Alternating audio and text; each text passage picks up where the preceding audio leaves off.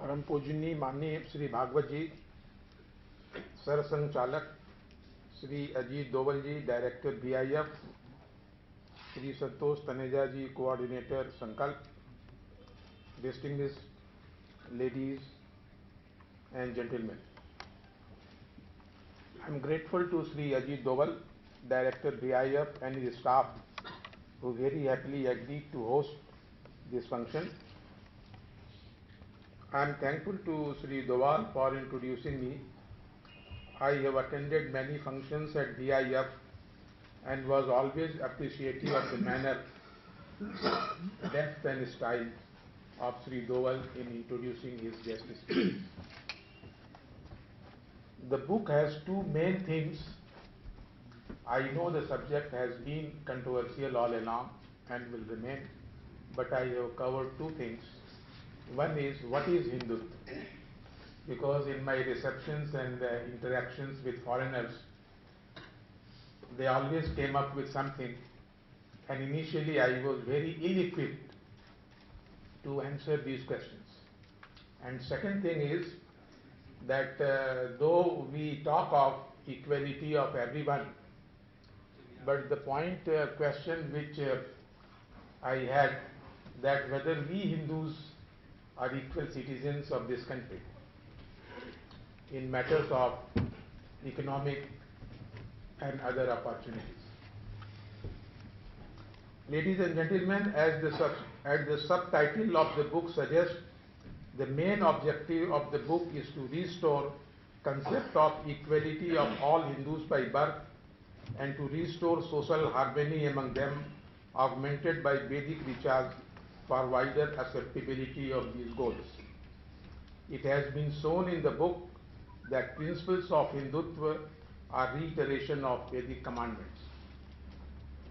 Therefore, it is wrong to allege that Hindutva principles are jahar ki kheti or jaharile vichar. In fact, to say so goes against Hindutva and amounts to blasphemy of Vedas. In simple language, Hindutva means feeling of brotherhood or bhaichara between two Hindus, irrespective of their caste, language, place of birth, country of birth, and political ideology. In the book, I have given 8 principles of Hindutva, which are all based on Vedas. Word Hindutva, I found, is being used at 3 different levels. One is for the audience comprising multi-faith persons. Second is for audience comprising followers of Hinduism in Bharat and for the followers of Hinduism living abroad. I served as Indian Ambassador, High Commissioner and Consul General in many countries. During my postings, I met a number of politicians, academics, journalists and religious leaders of almost all faiths, both Indian and foreigners, and during lively discussions at social gatherings or diplomatic receptions and dinners, I found a lot of ignorance compounded by deliberate distortions about the term Hindu and Hindutva. Foreigners often ask me as to why I did not take beef, Arya Dravana device, Aryan invasion theory, why there are castes, upper caste, lower caste, what is the sanction for it, how old are Vedas. Some ambassadors were trained Indologists, so when I faced them, I was always very shaky because they could talk about Vedas and I was totally zero about that. Therefore, during my tenure postings abroad, I studied Vedas myself, of course, English and Hindi translations. Even some well-educated persons earnestly believe that the term Hindu was conferred by invading Muslims with derogatory connotations. Black-colored persons are thieves for people living in the east of river Sindhu. This is not true. As word Hindu in various forms appears in Ashokan pillars of 3rd century BC, Persian rulers' inscriptions, and in various pre-Islamic Sanskrit texts. It is true that word Hindu does not appear in Vedas also. So from where did this word Hindu come and got stuck to us? Word Sindhu appears in Rig Veda a number of times. Western people, Zoroastrians, who were contemporaries of Rig Vedic people, pronounce Sa as Ha, and they used to call all people other than Avestans living near Sindhu river or its east collectively as Hindus. Foreigners who came to India from western side picked up this nomenclature, and this tradition continues till today. When I was posted as Consul General in Dubai way back in 1980-82, I found that Arabs were calling all of us as Al-Hindi. Whether we are Hindus, whether we are Muslims, whether we are Christians, whether we speak Hindi, whether we spoke Malayali, all of us we are Al-Hindi. In Arab countries, all residents of Bharat, whether Muslims, Christians or Hindus or Sikhs, are collectively called even today as Al-Hindi. In Swahili language, which is in Africa, we are collectively called as Muhindi. In Japanese language, we are called Indojin. In French, Hindi. In German, Indo. In line with this international tradition and uses, Veer Savarkar also proposed that all residents of Bharat are Hindus, provided they owe allegiance and loyalty to the nation. So it is a very wide, expansive term. This is known as cultural or civilization definition of Hindu, making it all inclusive. Savarkar's phrase of Matribhumi, Pitribhumi and Karmbhumi simply implies allegiance to the nation, and every country demands allegiance of its citizens. In fact, in the application for Indian passports which you see, which you fill up, the condition of this mandatory swearing to the loyalty of India was introduced when I was Joint Secretary in charge of Consular Passport and Visa Division. So Savarkar also demanding allegiance was nothing new, it is an international practice. Some allege that the term Hindutva is anti-minority, anti-Muslims, reactionary, fascist, etc. Some apprehend that Hindutva forces will bring back old rigid caste structure, and my analysis as contained in the first two chapters shows that all such distortions are totally false and are misinformation campaigns to politically divide and weaken we the followers of Hinduism. In this context, I have enclosed two letters exchanged with Sri Sayyid Sahabuddin, my senior in IFS, in chapter 4 of the book, just to show various misconceptions prevailing against Hindutva even at the highest level of Indian elite and appropriate replies thereto. You know, sometimes back my article defining Hindutva appeared in Organizer, and then I got two letters one by one from Sri Sayyid Sahabuddin raising so many questions and objections. I replied them one by one, and I have included them in chapter 4. I think it will be appropriate if you see what are the objections and what are the correct replies. Concept of Rashtra and central unified political authority have roots in Vedas. The word Rashtra, which we use today in Hindi, the same thing appears in Rig Veda in Slok 10.124.5. Word Samrat, that is emperor, appears in Rig Veda. Word Samragi appears in Rig Veda. So the concept of Hindu Rashtra is as old as Rig Veda itself. It is not a new term.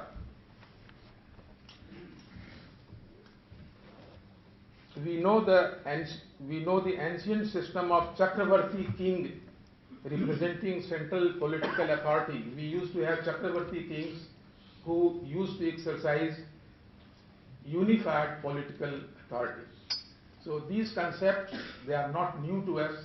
They have their roots in Rig Veda. In the book, I have given the sloka number just to convince the reader that what is being said is not a hearsay but a statement of fact. Some people object to India being called a Hindu Rashtra. My senior colleague Syed Sahabuddin also objected. So I wrote back to him that some people object to India being called a Hindu Rashtra, but they keep silent when asked whether India would have been a secular state as it is today had 85% population of India in 1947 had been Islamic. Today we talk of secularism, we talk of so many things because essentially India still has Hindu ethos, which allows others also to peacefully coexist. Hindutva believes that all Indians share common culture and that we are one people and one country. But it is the Congress party and its allies who keep us dividing through the minority commissions, through this commission, that commission. That has to be kept in view, because my own assessment is that these are harming not only the social harmony in India, not only our concept of one people, one country, but it is adversely affecting now the career of our own children and grandchildren. We should not only think in terms of spirituality and all those things, but we should think in terms of rosy roti and promotional avenues. I will come to that. When a Hindu uses Hindutva to address general multi-faith public, he uses term Hindu in al-Hindi or Indogenous sense, and here Hindutva carries civilizational connotation of Sarve Bhavantu Sukhna and Vasudhaiva Kutumbakam, welfare of all, Sabka Saath, Sabka Vikas. Ekam Sad Vipra Bahuda Badayanti, that is interfaith harmony. This is a specific thing to the Hindu culture, to Vedas, which talk of Ekam Sat Vipra Bahuda Badayanti. It is not with other Semitic religions. This is the reason of conflict among various religions, is this point. So in this context, when we use Hindutva for multi-faith congregation, it means that Hindutva looks after everybody, does not exclude anyone. Anyone who wants to be included, who opts to be included, he is welcome.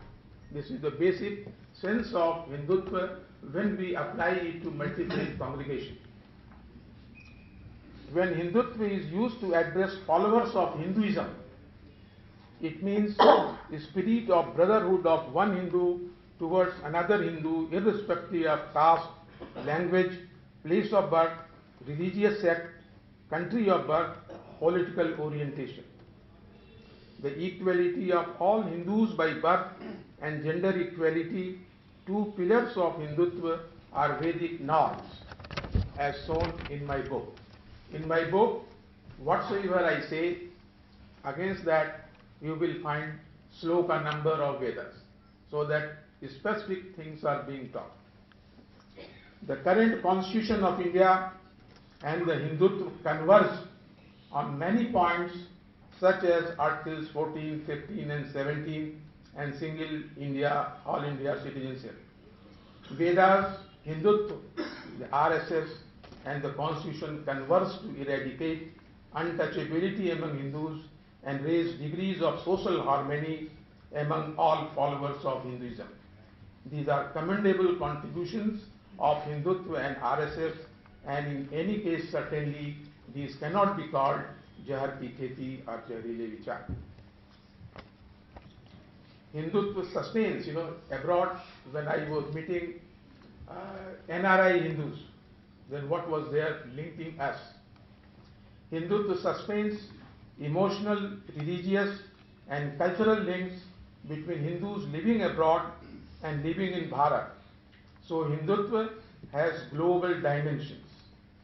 It has global dimensions because Hindus are living in all parts of the world. So we are linked through the principles of Hindutva. Hindu refugees have right of abode in India because their forefathers migrated from India. This has been discussed in replies to Sri Sayyid Sahabuddin and also in chapter 9 of my book. Chapter 6 shows that real godfathers of two-nation theory are not Savarkar and Jinnah, as is generally said here. But the real godfathers of two-nation theory is started with Sir Syed Ahmad Khan of Aligarh. Generally people try to blame Savarkar and Jinnah both. They are not. They have not started. I have given specific documents and details and extracts to show that who were the real godfathers. Hindutva is akin to secularism.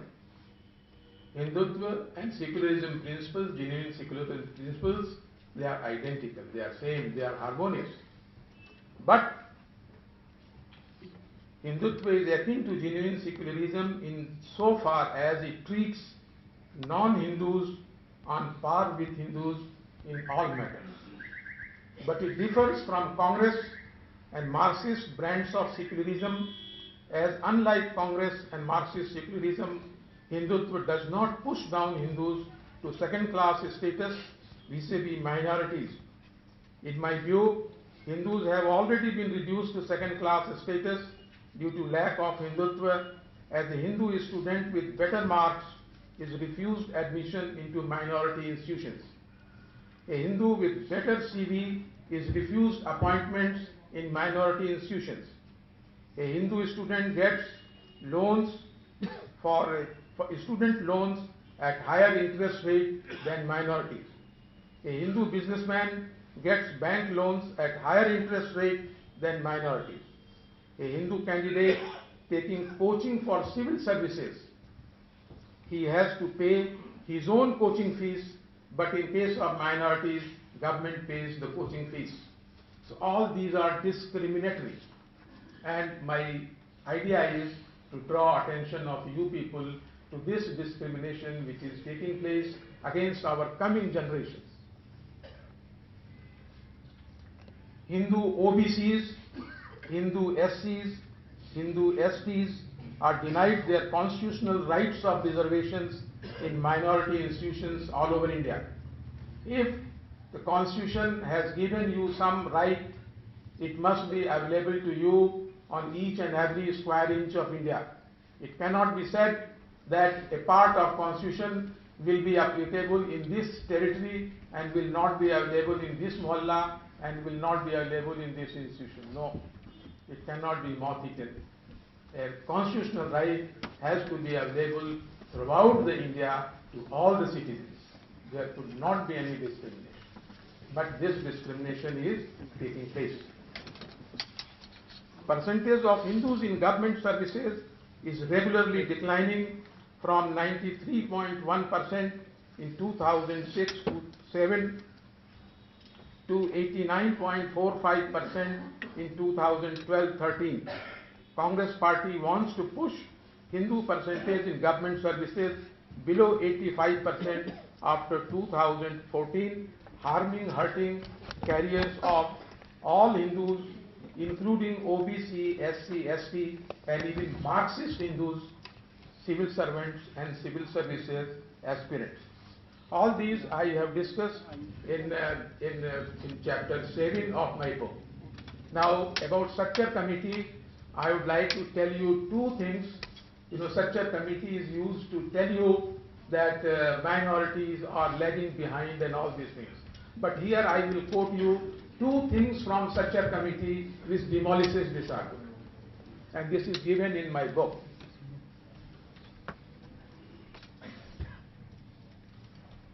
You know, Muslims enjoy, as a community, enjoy better literacy rate than SC Hindus and ST Hindus on national level and better literacy rate than Hindus in 11 states.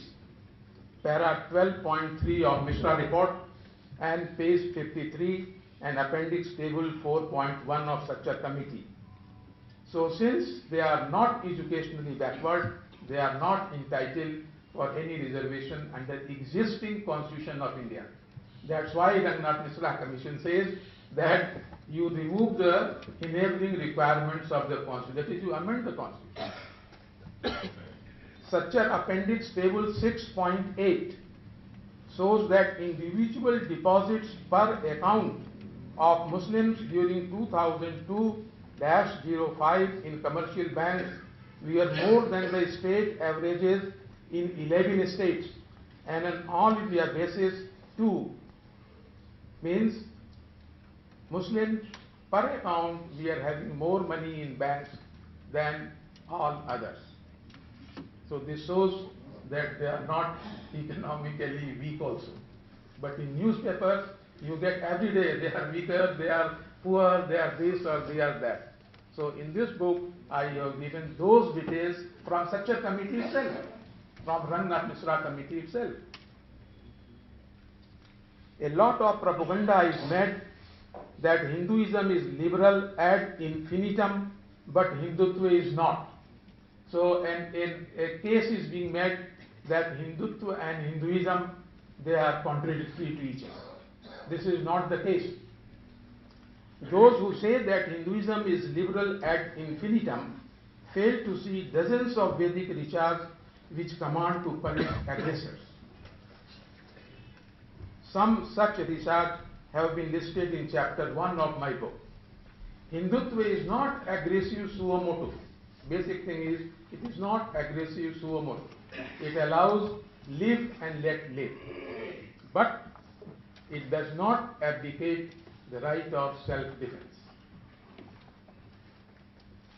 which is again mandated by Vedas. Vedas instruct you that if you are being attacked, please don't take it lying down. And this right of self-defense is not only recognized in India, but it is internationally recognized right. In chapter 8, I have discussed implications of Communal Violence Bill 2011 on day-to-day life of all Hindus. This bill, if enacted as a law, shall give a legal weapon to every minority, even a beggar or even illegal Bangladeshi Muslim infiltrator, to send any Hindu, whether living in India or abroad, even if living abroad, to a jail in India. So please read chapter 8 carefully and see that what awaits you if you keep in slumber. Chapter 10 deals with Hindu grievances caused by government takeover of only Hindu temples for secular loot and plunder of our temple income. Chapters 11 and 12 suggest practical solutions to Hindu grievances on Ram Janam Bhoomi and Ram Setu. In chapter 3, I have shown electoral relevance of Hindutva in any election, and in my view, a party which promises to do justice to these Hindu grievances shall govern India through ballot boxes. I am sure this book will equip all Hindus to defend in better way future of their own children and grandchildren. I am sure this book will also prepare you to participate in debates on Hindutva and Hinduism with increased self-confidence. Once more, may I thank the Director, BIF and management for giving me this opportunity to present my views before this elite audience. With these words, may I thank you once again, ladies and gentlemen. Thank you.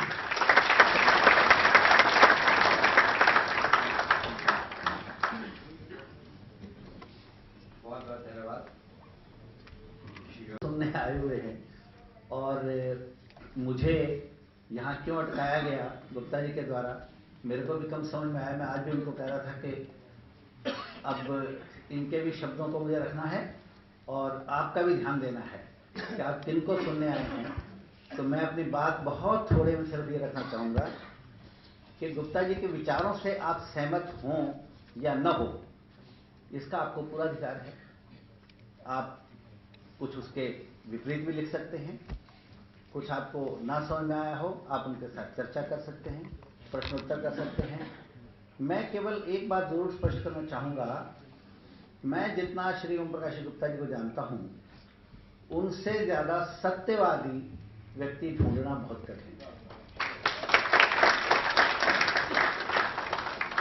और उनकी एक और weakness है, वो आपने शायद परिचय में पता नहीं आया नहीं आया, पुस्तक में पढ़ लीजिए कि वो मैथ्स के गोल्ड मेडलिस्ट हैं यूनिवर्सिटी से। तो उनको 2 + 2 4 ये ही कहना आता है, ये कहना नहीं आता जो लिटरेचर का व्यक्ति कई बार कहता है कि 2 + 2 का मतलब ये 5 तक भी जा सकता है, नीचे उतरा 3 तक भी जा सकता है। अब क्या है ये आप समझेंगे। तो उनको 2 + 2 4 ही कहना आता है। और उन्होंने ये जो पुस्तक लिखी है, इससे पहले उन्होंने एक और पुस्तक लिखी है, उसका नाम है हिंदुइज्म एंड वैदिक इक्वालिटीज। ये सारा बखेड़ा खड़ा कहां से हुआ, तो बर्मिंघम में जब ये काम कर रहे थे तो उस समय इन्होंने के 25-30 लोगों की एक गोष्ठी बुलाई, गोष्ठी नहीं बुलाई, डिनर पर बुलाया और उनसे चर्चा करते हुए, उनमें कई लोग थे जो भारत में रूल करते समय भारत में रहे थे। तो उनसे एक से बड़े वृद्ध व्यक्ति से पूछा कि यार ये बताओ कि आप इस देश से इतनी दूर से थोड़े से लोग गए और आपने इतनी देर तक वहां राज्य कैसे किया। अगर मैं गलत कह रहा हूं तो गुप्ता जी अभी भी करेक्ट करेंगे इसको। मैंने जो उनसे सुना था तो उसने ये कहा, अब वो उस समय जरा ठीक मूड में थे, आपको पता है जब थोड़ा सा 1-2 पैग हो जाते हैं तो व्यक्ति बिल्कुल फाइनल मूड में आ जाता है।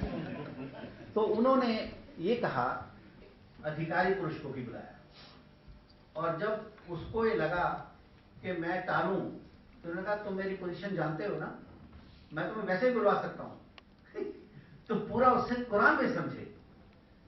तो इन्होंने जितना भी कहा है वो इनका ठोस अपना अध्ययन है, अपने निष्कर्ष निकाल, इनकी पुस्तकों को पढ़िए, क्योंकि थोड़े में तो उन्होंने कुछ तथ्य ही बताए हैं, परंतु विस्तार में आप पढ़ेंगे तो आपको बहुत स्पष्ट होगा कि वो बिल्कुल लॉजिकल लिखते हैं। मुझे उन्होंने आग्रह किया था इस पुस्तक में जो विषय कवर किए हैं, अब एक और कोइंसिडेंस है कि मैं यहाँ आया तो मोटे मोटे लिखे हैं, पढ़ सकता हूँ। Defining Hindutva, Vedic equality of all Hindus, electoral relevance of Hindutva, criminals in a bill by Congress party, rights of Hindu refugees in India,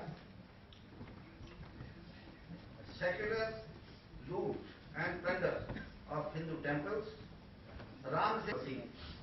तो उन्होंने सारे ही टॉपिक्स आप देखेंगे कंट्रोवर्शियल है। अगर इस पुस्तक का नाम कंट्रोवर्सी से रखा जाता तो शायद ज्यादा अपीलिंग बन जाता कि कंट्रोवर्सीज अबाउट हिंदूज या अबाउट हिंदू, क्योंकि तो वो आप लेकर के पढ़ने का प्रयास करें। मुझे आग्रह किया था उन्होंने कि अयोध्या कंट्रोवर्सी, ये उनके टाइटल पर है, उस पर मैं थोड़ा सा कह दूं, अब पढ़ तो सकता नहीं हूं, तो मैं केवल इतना कहना चाहूंगा कि आप उसको ध्यान से पढ़ेंगे तो आपको लगेगा कि उनका फोकस पूरा का पूरा इस इश्यू को रिजॉल्व कैसे कर दिया जाए इस पर है, इस कंट्रोवर्सी को बने न रहने दिया जाए। अब जो 3 जजेस की कमेटी बनी थी, उसने जो रिपोर्ट दी है उसमें उसने ये बिल्कुल स्वीकार किया है कि जिस साइट पर ये स्ट्रक्चर था मॉस्क, उसके नीचे एक बड़े साइज का मैसिव कंस्ट्रक्शन एक हिंदू मंदिर की थी, रिलीजियस प्लेस की थी, मैसिव रिलीजियस प्लेस, जो सर्वे ने निकाला है और जिसको तीनों जजेस ने स्वीकार किया है। गवर्नमेंट ऑफ इंडिया ने नरसिम्हा राव जी के टाइम पर एक एफिडेविट दिया था गवर्नमेंट की तरफ से कि अगर यह सिद्ध हो गया कि इस स्थान पर पहले से मंदिर था, तो हम राम मंदिर के निर्माण में फैसिलिटेट करेंगे, इस काम को आगे बढ़ाएंगे। ये उनका कंक्लूजन है।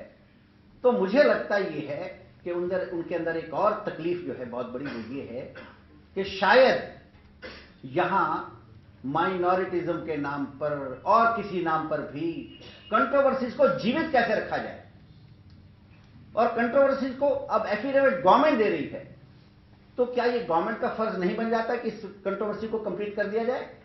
इतनी उनकी रिक्वायरमेंट थी, तीनों जजेस इसको मान रहे हैं। तो उन्होंने जो लिखा है उसमें काफी कुछ आपको पॉजिटिव दिखाई देगा, अच्छा दिखाई देगा। तो फिर से मैं प्रार्थना कर रहा हूं कि आप उनकी पुस्तक को देख करके और फिर उसकी गुणवत्ता का अंदाजा लगाएं। बहुत बहुत धन्यवाद।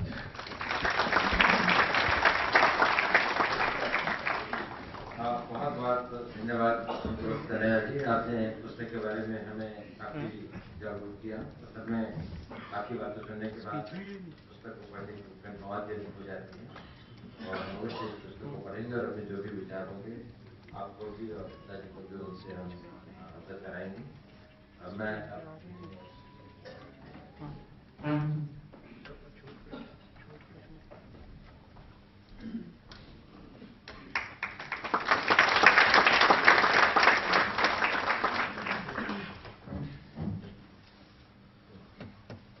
विवेकानंद इंटरनेशनल फाउंडेशन के संचालक आदरणीय श्री अजित डोभाल जी,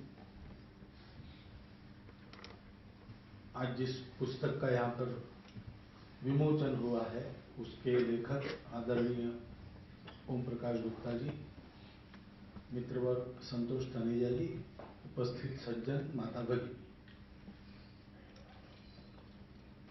पुस्तक के बारे में जितना कहा जाना चाहिए वो सब इसके पहले के तीनों भाषणों को मिलाकर आया है।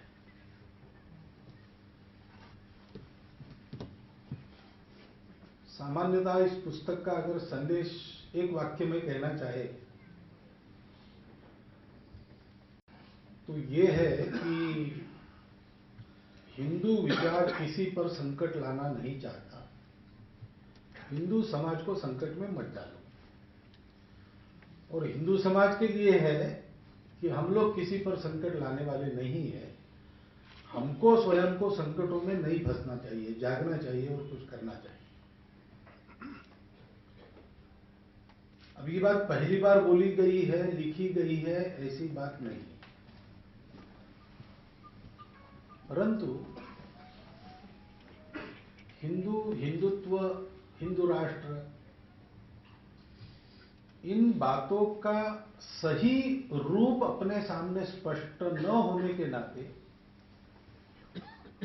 ये बातें बिल्कुल सहज, स्वाभाविक और सबके सामने होने के बाद भी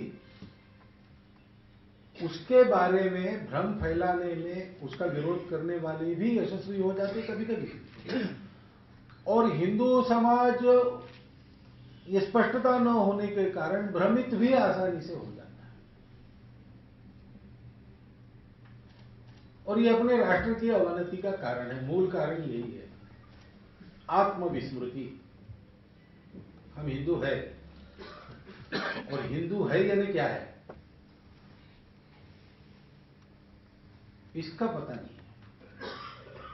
से अपने देश में अभी भी बहुसंख्यक हिंदू समाज है, तो उसको अगर पूछा जाए कि तुम हिंदू हो कि नहीं तो कहेगा कि हाँ मैं हिंदू।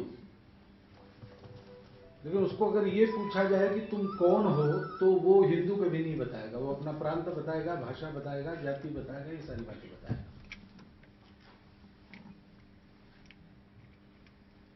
तो नित्य के जीवन में मैं क्या हूं ये साफ साफ सामने नहीं है, और इसलिए जो साफ साफ सामने है उसको लेकर छोटे मोटे भ्रम फैलाए जाते हैं, वो याद नहीं आता। और जब हम ये भूल गए कि हम हिंदू हैं, तब से हमारा अधःपतन शुरू हुआ, और वो तब तक नहीं रुकेगा जब तक हम ये नहीं जानेंगे कि हम हिंदू हैं यानी क्या है। क्योंकि ये बात सही है कि हिंदू नाम बहुत बाद में आया है, दूसरों ने दिया है ऐसा नहीं है, और दूसरों ने दिया होगा तो भी कोई फर्क नहीं पड़ता। हमें यहां बैठे प्रत्येक का नाम दूसरों ने दिया है। आपका नाम रखते समय आपको नहीं पूछा था, मुझे तो नहीं पूछा, मेरा नाम ऐसा है। अब वो चिपक गया है। लोगों ने 3-4 साल का होने तक लोगों ने उसका इतना व्यवहार कर दिया कि अब मेरा भी मन ऐसा है कि मुझे मोहन कहा जाए तो मैं देखता हूं, इससे बहुत अच्छा सुंदर नाम लेकर मुझे पुकारा तो मैं नहीं देखता हूं, क्योंकि ये मेरा नाम है, ये मेरी अपनी कल्पना स्पष्ट है। तो ये नाम बाद में आया। हजारी प्रसाद द्विवेदी कहते हैं कि बाहर से नहीं आया, वो यहां से बाहर गया। हम लोग हिंदू ही है,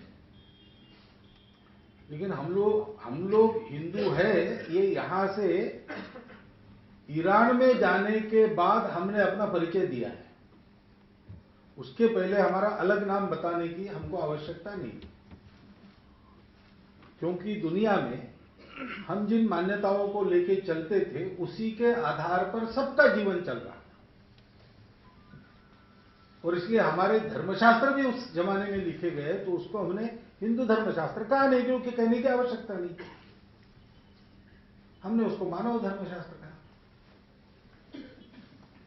हमने जो उपदेश दिए हमारे लोगों ने, उसमें किसी एक मर्यादित मनुष्यों के वर्ग के लिए किया नहीं, सारी दुनिया के लिए किया।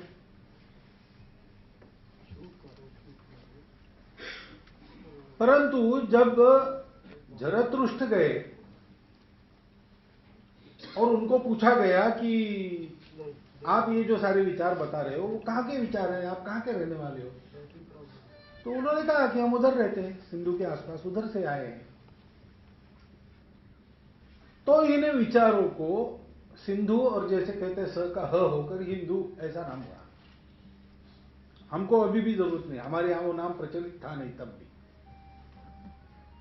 लेकिन ईरान का व्यापार इसराइल तक चलता था, आगे भी चलता था इजिप्ट तक, वहां तक के व्यापारियों को वो नाम पता चला कि इन लोगों को हिंदू कहते हैं।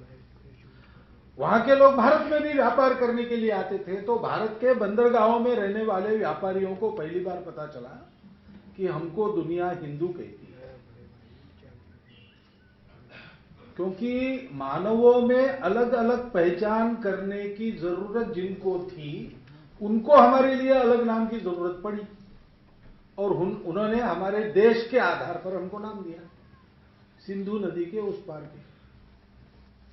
जन्म से ही हिंदू इस देश से जुड़ा है, और इसलिए अभी भी जो भारतीय है वो सब हिंदू है, और जो हिंदू नहीं है वो भारतीय नहीं,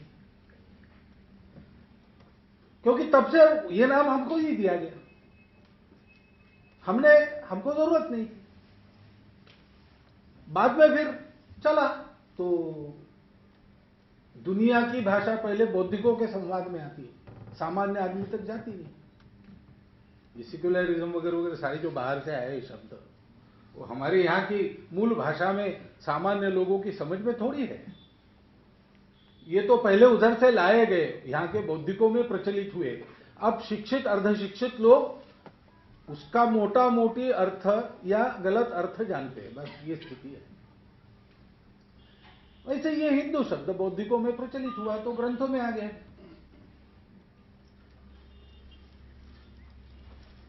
समदेव निर्मितम देशम हिंदुस्थानम प्रचक्षते, ऐसे श्लोक बने। तभी सामान्य बोलचाल में इसकी आवश्यकता नहीं। और यह भी एक कारण है कि तुम कौन हो पूछने के बाद हम अपनी भाषा बताते थे, जाति बताते थे, प्रांत बताते थे। लेकिन पहली बार जब एक ऐसी कट्टर प्रवृत्ति आक्रमण करके भारत की सीमाओं को पार कर गई कि जो कहती थी हम ही सही, सब गलत, और जो गलत है उनको हम सुधारेंगे, नहीं सुधरे तो मारेंगे पीटेंगे, फिर भी नहीं माने तो मार ही देंगे अथवा हमारी दया पर जीवित रखेंगे। तो हमारे यहाँ तो पहले से अनेक देवी देवता थे, पंथ संप्रदाय थे, सारी बातें थी। हमको उसको एक नाम की जरूरत नहीं पड़ी, लेकिन हमने देखा कि ये उधर से जो आ रहा है वो किसी एक तत्वज्ञान का पुरस्कार करता है, लेकिन हमारे यहाँ के सभी तत्वज्ञानों के लोगों को मारता है। तो भाई तुम तुम्हारा नाम बता रहे हो, लेकिन तुम हम सबको पीट रहे हो, तो हमको क्या मानते हो? तो हम हिंदू हैं। तब फिर लोक भाषा में हम हिंदू है ये वाणी में आया। हिंदुत्व का जो आशय था तो वो तो वेद पूर्व काल से हमारे यहां लोगों के आचरण में बसा, लेकिन उसका ये नाम तब प्रचलित हुआ। और संतों की वाणी में लोक भाषा होती है, इसलिए गुरु नानक देव के और वचनों में आता है, पाप की बारात लेकर जो बाबर आया था उसके बारे में कि हिंदुस्तान खसमाना किया, तुर्कस्तान खसमाना किया, हिंदुस्तान डराया। तब भी इस हिंदू का अर्थ किसी एक भाषा से, प्रांत से, पूजा करने की पद्धति से बिल्कुल संबंधित नहीं था, न आज है, न आज है। परंतु इस हिंदू को छोटा करने के लिए और इस हिंदू में इन सब बातों को लेकर अलगाव फैलाने के लिए इस हिंदू को ऐसा छोटा करके बताने का प्रयास भी बाद में हुआ। पढ़ाई में भी वही, सब जगह वही। और दुर्भाग्य की बात है कि हिंदू समाज को हिंदू शब्द के व्याप्ति का ज्ञान नहीं है आत्मविस्मृति के कारण, तो वो इस पर विश्वास करता है कि कोई हिंदू है और बाकी सब अहिंदू है। सर सैयद अहमद का उल्लेख आया, उनको मुस्लिम अलगाववाद के जनक कहा जाता है। बात तो सही है, ऐतिहासिक तथ्यों से प्रमाणित, लेकिन उसके पहले के भी कुछ तथ्य हैं। सर सैयद अहमद बैरिस्टर बन के भारत में आए और आर्य समाज की स्थानीय शाखा के द्वारा उनका अभिनंदन हुआ। और अभिनंदन के समय परिचय करा देने वाले वक्ता ने कहा कि हिंदुओं में तो बहुत बैरिस्टर होके आए हैं, लेकिन हमारे यहां से ये पहले मुसलमान हैं जो बैरिस्टर होके आए हैं, इसलिए हम उनका अभिनंदन कर रहे हैं। क्योंकि आर्य समाज इनका अभिनंदन क्यों कर रहा, शायद पूछा होगा लोगों ने, पता नहीं क्यों, लेकिन ये बात कही गई। तो सर सैयद अहमद ने अपने उत्तर में कहा कि मुझे बड़ा दुख हुआ कि आपने अपने साथ हमको शामिल नहीं किया। अरे ठीक है, इतिहास में कुछ हुआ, हमारी पूजा बदल गई, लेकिन हम भारत माता के पुत्र नहीं है क्या? तो आप हमको हिंदुओं में क्यों नहीं गिनते? ये बात थी, और ये बात विदेशों में तो आज भी चलती है, पता है, सबको अल हिंदी कहते। बाद में अंग्रेजों के हाथ में उनको लिया, अंग्रेजों ने अपने हाथ में उनको लेकर उनको मुस्लिम अलगाववाद का जनक बनाया। तो एक अलगाववादी कट्टर मनोवृत्ति का इसमें जितना सहभाग है, उतना ही हिंदू शब्द को संकुचित मानने के भ्रम में फंसने का हिंदुओं का भी उतना ही दोष है। बहुत आक्रामक आए इसके पहले, तो उनको हमने हजम कर लिया। तो ऐसे हाजमा जो था हिंदू समाज का, वो इस आत्मविस्मृति के कारण समाप्त हुआ। और हाजमा समाप्त होता है, पाचन शक्ति कम होती है, तो सारे अवयवों की शक्ति क्षीण होती है, इसलिए शक्तिहीन अवस्था में आज हिंदू यहां पर दिखता है। वास्तविकता ये हिंदू शब्द ये हमारी पहचान है, सदियों से है। क्योंकि इसकी विशेषता क्या है?